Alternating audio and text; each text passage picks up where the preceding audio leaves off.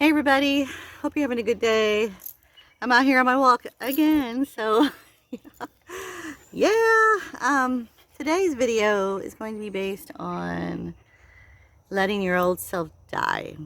I know that's deep, real deep, but what I had to do, and I'm trying to get you guys ready for next week, and you may want to take a look at this inside yourself as well, is what something that I had to do is I had to let my old me die.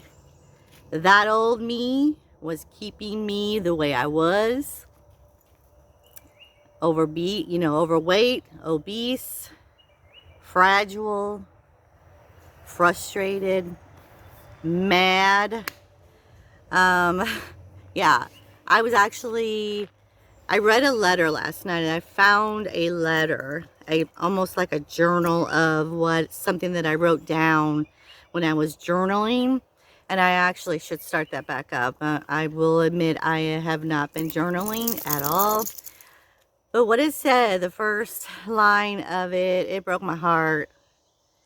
I just actually didn't recognize this person that was writing this journal, but it was me. And it said to the effect of, I can't stand myself being like this anymore.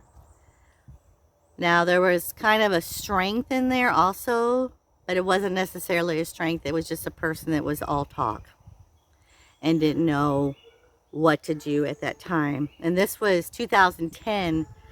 This little journal came about, and I was talking about my son. I was talking about just how did I get here? How did my weight get so overwhelming for me? It was my job. It was everything involved.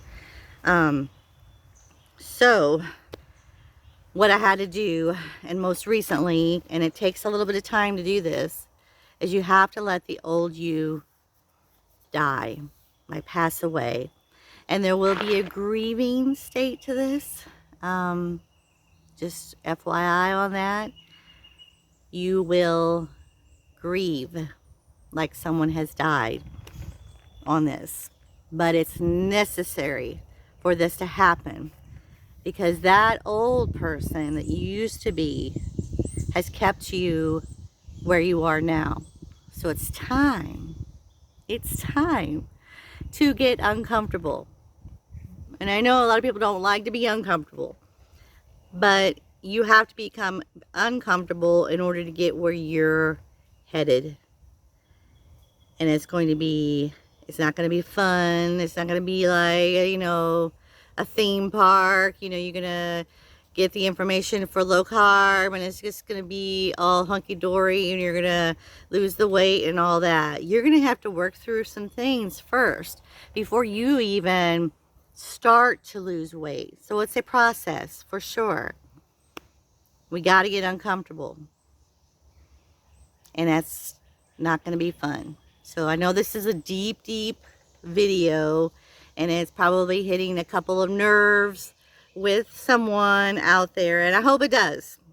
I actually hope it does, because it's a good thing. I am so freaking excited about this next chapter for you.